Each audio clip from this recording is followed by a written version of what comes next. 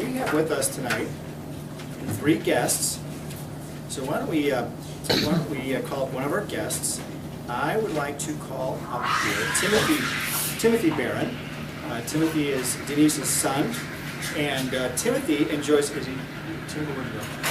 Oh, there you are. I was like, that's not him. Enjoys cooking professionally and at home, although probably more professionally because you get paid for that. Yeah. He likes writing dark poetry and stories mimicking the style of his favorite author, C.S. Lewis. Tonight you are going to read a selection from the novel in progress or the poem? The novel in progress. A selection from his novel in progress about Fred Smith and the events that followed. Timothy Baran. First off, he should have mentioned I'm not a writer. So, right there. So I just want to clear that up a tiny bit, especially coming right after my mom. She's a tough cookie to follow up with. But I'd like to just explain this ever so slightly. So the story of Fred Smith and the events that follow, it's a very small book. And it's more a series of stories that make up a much larger story. And tonight I'm bringing you in near the end, kind of, actually, so chapter 10. So if it's a tiny bit confusing in the beginning, my apologies, and I hope you enjoy it. Chapter 10, A Lesson in Time. It's amazing how quickly you fall from greatness, how the ground is pulled beneath your feet, how the champions of death become nothing more than a broken man without a heart. He tried to push the ill thoughts away, but could not. He looked down at his hands. Even in the firelight, they looked pale, cold. He had seen a horror that he would never be told, a horror that would become as silent as bodies strewn across the ground. He had done nothing to stop it. He couldn't. He had tried, and what had that gotten him? Nothing, except that he had kept reliving the moment.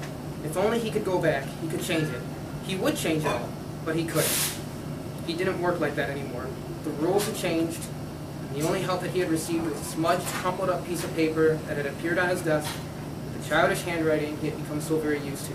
It had said, "Maybe you aren't where you're supposed to be." He knew that. Lately he had been feeling that he was forgetting something. Something of a distant memory, or a promise he had maybe broken. No matter how hard he tried to shake the feeling, it always came back, gnawing at the back of his neck. He sat down and closed his eyes. Listened to his breath, in, out, in, out. He stayed that way a long time. He felt the firelight die around him, but his beautiful house would not let the cold in. He chuckled. He didn't even need fire anymore. Nobody did. He had helped to take care of them. It didn't get cold anymore, but yet he was so cold. He had been cold since he returned from 171st Street. He kept his eyes closed. The horrors replayed in his mind. The men with guns yelling at the people to stand down, to not cross them. And even after the people had stopped, they were gunned down. He could still hear the firing of the guns, the terrified yells of the people as the bullets penetrated their bodies. And then he had shown up, the man in black. His yellow eyes seeing everything, his hands picking bullets out of the air and throwing them into people, his cold laugh. He woke up. He was uncomfortable. The chair had hurt his back. He opened his eyes. He was sitting not at home, but in the reception area right outside his office. Had he done that? Why was he here?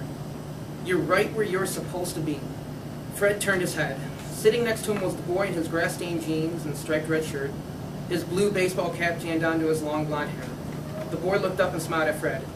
"You know," he said, as he spat on his dirty hand and rubbed it on his jeans, "most people never even say thanks." He stopped rubbing his hands on his jeans. "See?" He held up his hand to Fred. "Clean." The boy continued, "Sometimes you gotta get started again." Fred chuckled bitterly. "You did this to me. I could have stopped that massacre." Fred's lip curled, his disgust rising in his throat. "I hate you." The boy stretched out his feet, trying to reach the floor. "You only hate me because you hate you. Remember, I'm not the one without a heart." "Give up," the boy said. "Or," he pointed away from Fred, "ask that pretty girl to dance and prove me wrong. Be happy or be dead." Fred looked up. She was sitting there. He cleared his throat, and the woman replied, "Mr. Smith, I did not see you there." Her voice was flat and her eyes cold. Fred found his voice. "It's okay. I've not been here long." He smiled at her. She did not return the smile and replied, "I thought I was the only one left here for the night." He could feel her disgust for him. It was now or never. Fred stood up and walked over to her. She looked at him as he came nearer, her bright green eyes burning into his own eyes. He held up his hand. "Will you dance with me?" "What?" she asked. "You must be crazy." She had dropped the formality. "Here? I don't think so, Fred." He leaned closer to her. "I am so sorry for the pain I caused you. I know you hate me, but please take my hand." He held it out to her. "Take it," he thought. "Please, still love me." She reached up, and he pulled her to her feet. In the same motion, he pulled music out of nothingness. The soft piano seemed to flow through them as they moved back and forth. Thump, thump, thump. His heart was racing. Could she feel his heart racing? But wait, it couldn't be his heart. That could only mean one thing. It was her heart. Fred closed his eyes and continued to turn with her. He was holding her so close, something he had wanted to do for so long. If he could change it now, he would. He would change it not for himself, but for her. He would give her the world. She gasped. But Fred knew it before he heard her. He had felt the room change around him. The floor melted away beneath his feet. The air grew warm. He opened his eyes. They were in a magnificent room, turning on and on. He caught their reflection in the glass windows. The line of his suit fit to him to perfection, and she was beautiful. More beautiful than anything he'd seen. Was it possible? She was glowing. She was actually glowing. They danced and danced. Fred didn't quite remember where they had been or where they had come from. He pulled her closer. "Do you remember anything?" he whispered.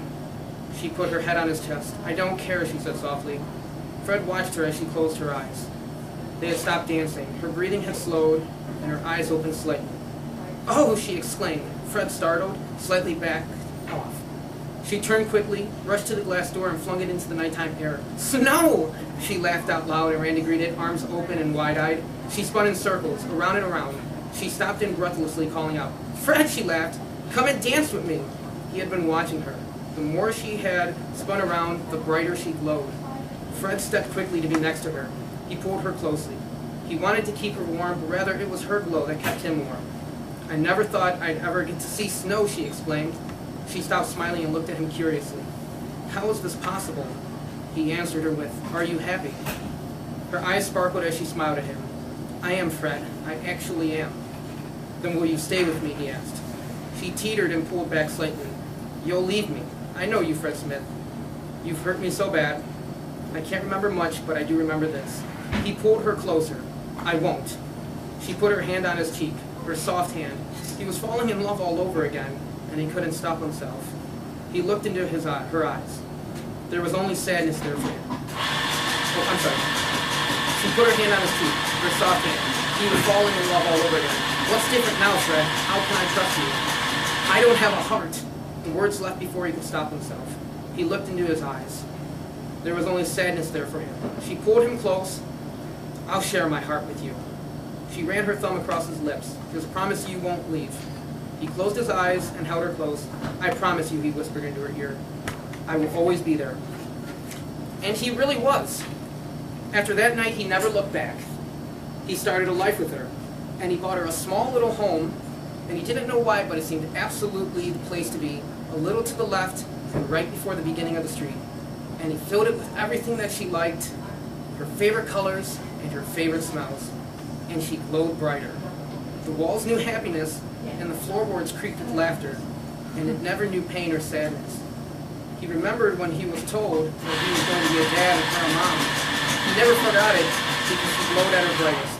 And it wasn't just Fred who noticed it, it was other people now as well.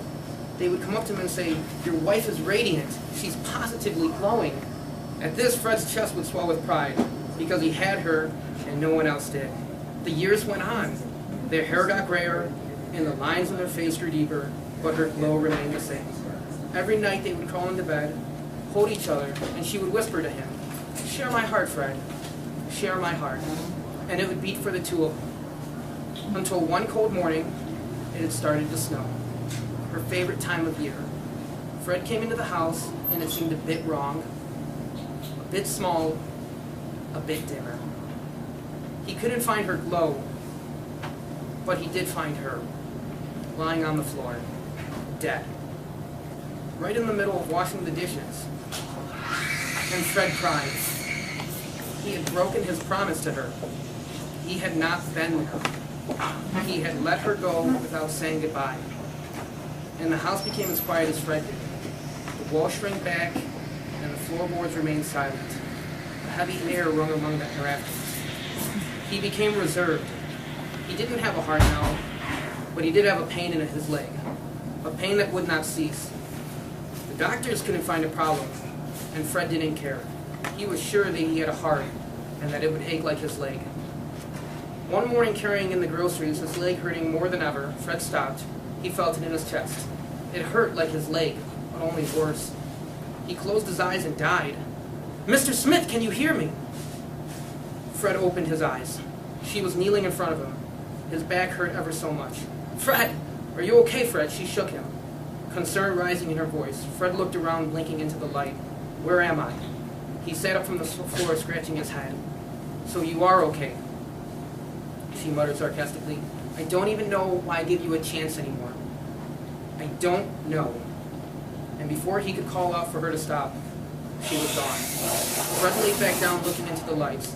He was absolutely sure that the lights flickered to the beat of his tiny heart. Flicker, flicker, flick.